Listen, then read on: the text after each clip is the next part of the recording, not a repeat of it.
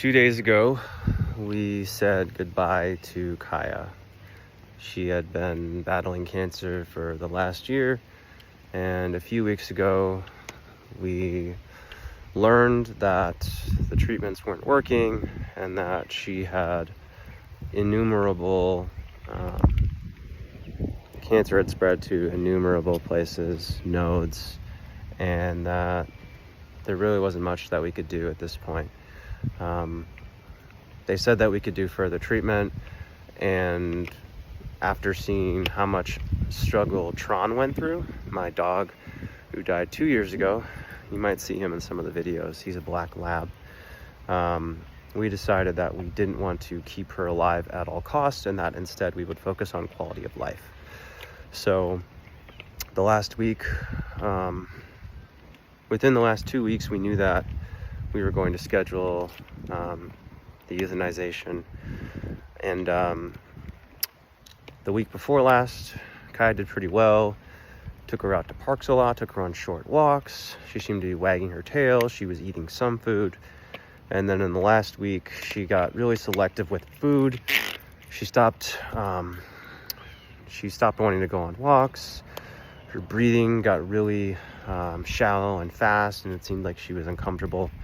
And by the time Sunday rolled around, which was the day that we had scheduled the euthanization for, we didn't have any doubts. We knew that it was the right time. And I'm saying this because I know that I have blocks when it comes to experiencing sadness, when it comes to experiencing shame. And so I am noticing heightened anxiety now because my body doesn't think it's safe to feel sadness. And last time this happened, when Tron died, I think I did a really good job of dealing with the grief. You know, I cried multiple times a day. And this time around, given that I didn't have anxiety before when Tron died, and now that I do have, or anxiety has made its way into my life, this has been an opportunity for it to slip in, and I recognize that it's a protective measure, that it's my body's way of avoiding the grief because I don't feel that it's safe. And I'm sharing this with you just because I think that many men in our society have this same relationship with sadness. At some point in their life, you know, you learn that it was an unacceptable emotion. You think that it makes you weak. You think that it makes you unlovable. You think that it's bad. And so you develop this block around sadness when it does come up. And it comes out, the emotion still comes out in other ways, right? It comes out in overreactions to other things. It comes out as anger, irritability. And for me, now that anxiety is also a way that my body deals with stress that I'm not experiencing, now it also comes out as anxiety, which is, for me, debilitating.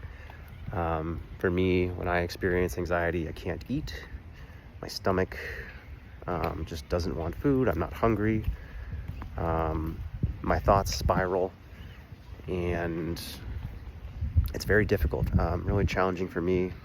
It puts strain on my relationship with my wife, with my kids, and so there's a lot of shame around that as well.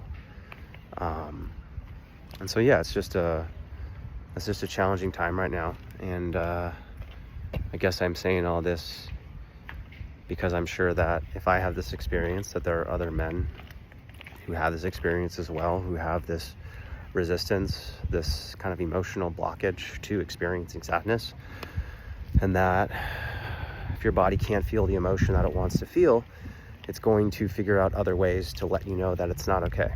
And so for me, that is anxiety. And yeah, I can tell you more about my plan later, I guess, because this video is getting kind of long. I don't even know if you're watching this. I don't even know if I'll share this. I kind of made this as a way for me to help process, and secondarily as a way to hopefully let other guys know that if I'm going through this, you know, you may be going through this as well. It's normal. Doesn't make it any less uncomfortable, but it is normal. So anyways, I am working on it, and I'll make another video to talk about that later. So yeah, don't deny what you're feeling.